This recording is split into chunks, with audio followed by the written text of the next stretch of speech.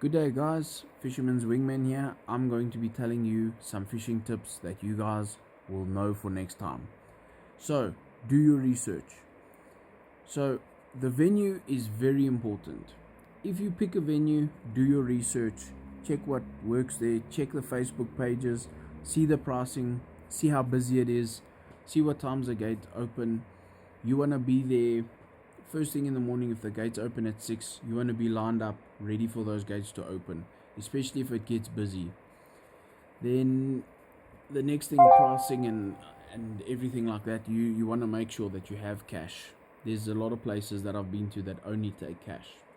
They don't have card machines, or their card machines don't work. Then on the Facebook pages or the groups, you'll see there you can ask for a telephone number. They can give you the telephone number for the reception desk. You can ask questions, inquire what they have there, and a lot of other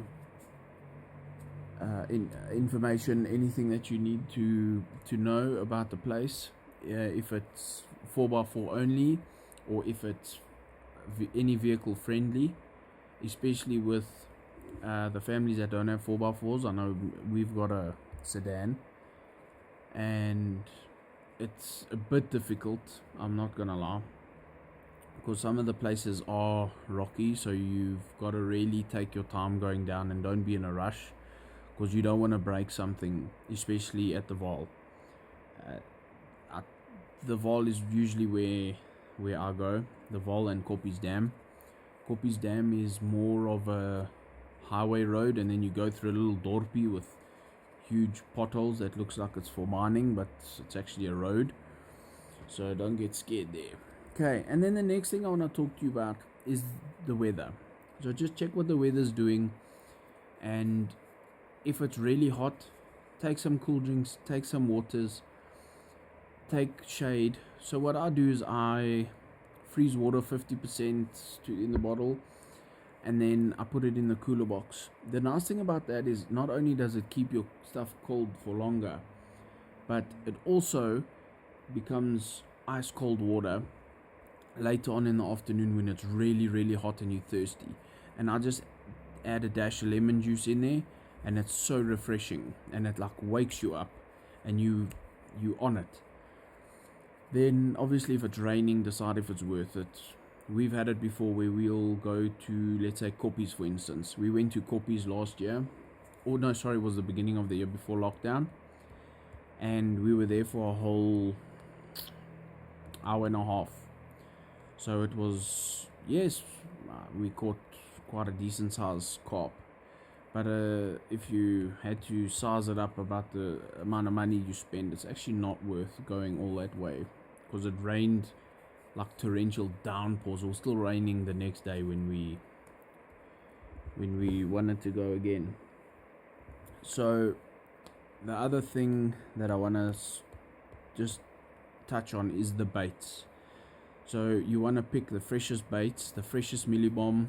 Go through your dips, go through your floaties, go through everything. Make sure everything smells like it should. The eucalyptus smells like eucalyptus. The raptor smells like raptor. If it's off, chuck it away. I would say use it in the millibomb, but I don't recommend that. I know a friend of mine does. He mixes it all in a millibomb the night before, or the week before, freezes it. Then when he gets to the dam, he walks in and he puts a marker out, like 60 meters or whatever, and he creates a feeding spot, or he throws it in with a rod. I prefer just throwing it in with a rod, to be honest, and then you create a feeding spot and you go from there. And the other thing that I need to speak about is find a decent tackle shop. So there are decent tackle shops around, and other tackle shops that are willing to help you. But for me, my favorite shop is All Out Angling in Centurion. The guys are fantastic. They've helped me through pretty much every venue that I've fished, and they are really a great bunch of guys. They are very helpful, and they have everything there, from bass to carp to specimen gear, and the prices are very, very reasonable.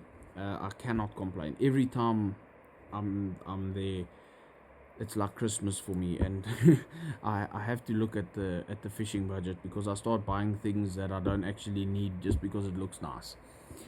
And there's nothing wrong with that, as long as the wife approves, and she likes fishing too. So luckily for me, it's a win-win situation. And then the next thing is just your time, how long you're going to spend there, and that's obviously all dependent on you. So take enough food, especially if it's in a remote location, but mainly everything, or all the places around the dam and the rivers, they're quite accessible to the local towns and stuff. So if you can pack enough food and you don't have to go anywhere, bonus.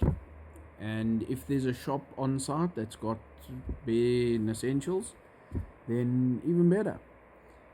But yeah, guys, thank you for watching, and if you like what you see, hit the like button, and if you really like what you see and you want to see more, hit the subscribe button, and I'll get back to you.